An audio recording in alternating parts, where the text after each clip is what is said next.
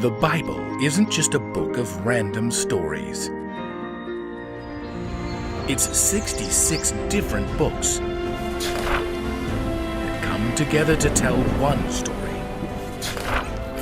An incredible one about God's love for us.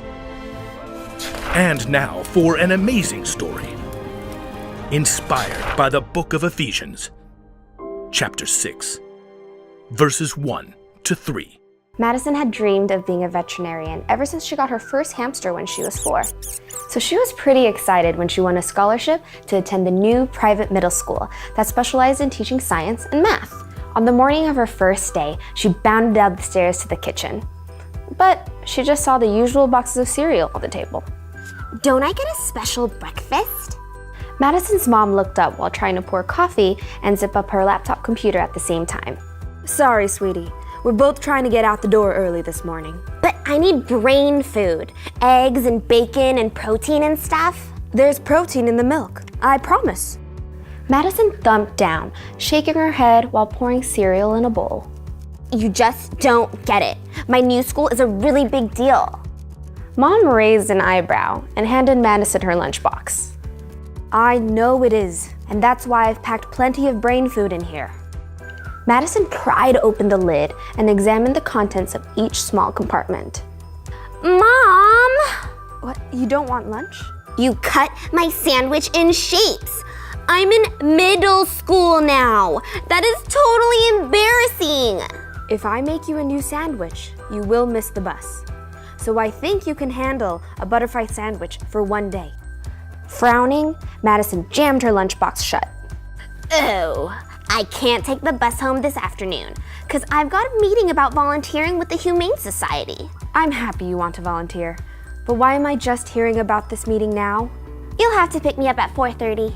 I'm on a conference call at 4:30. Madison shoved aside her half-empty cereal bowl and grabbed her backpack. So just do your call in the car. What's the big deal? Young lady, you're gonna make me miss the bus.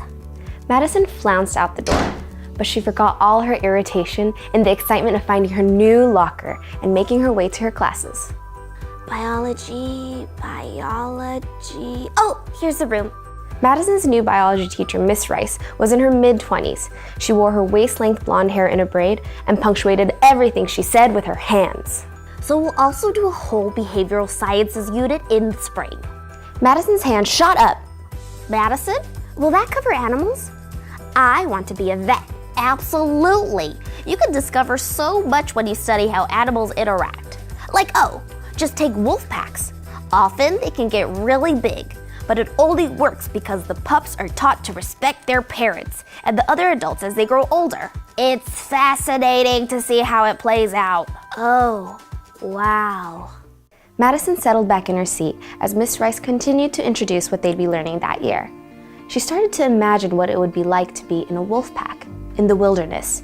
No pack lunches there for sure. After class, she went up to Miss Rice and approached her at her desk. What happens if the wolf pups, don't respect their parents? They get kicked out of the pack. Ugh, seems kinda harsh. Miss Rice smiled and straightened the papers on her desk. I know, right? Good thing our parents don't do the same. Yeah, I guess so. They're just frustrating sometimes. I mean, my mom. Miss Rice stopped and studied Madison. You know, respecting your parents doesn't have to do with how you feel about them. Some things are just right. Like how? Don't know if you read the Bible at all, but there's a great verse about this. Something like, children, obey your parents because it's the right thing to do. Scripture says, honor your father and mother. Then things will go well with you. You will live a long time on the earth. Is that one of the 10 Commandments? Sure is. Wolf packs work that way by instinct. But people have to make a choice about how they treat their parents. Oh. Hey, you better get to your next class. Yeah, thank you. Madison couldn't stop thinking about the wolf pack for the rest of the day, or what she had said that morning. After all, Mom spent a whole lot of time making meals, and cleaning the house, and making sure Madison got to her practices and to her friends' houses, and just plain listening. Madison stayed silent in the car on the way home as her mom wrapped up the conference call. Okay, that's done. How was school, sweetie? How was your meeting? Good. Great. And, so was my lunch. A lot of kids had to buy theirs. What you make is way better. Mom glanced over in surprise as she drove into their driveway. I'm glad you think so. And thanks for picking me up. I'm sorry I didn't ask sooner. Gotta say, I'm liking this new school. What are they teaching you anyway? Madison smiled as she grabbed her backpack and hopped out of the car. All about wolf packs. Ow! Madison knew she'd probably get frustrated with her parents all over again soon enough. But next time, she'd think first and choose to act with respect, no matter how she felt.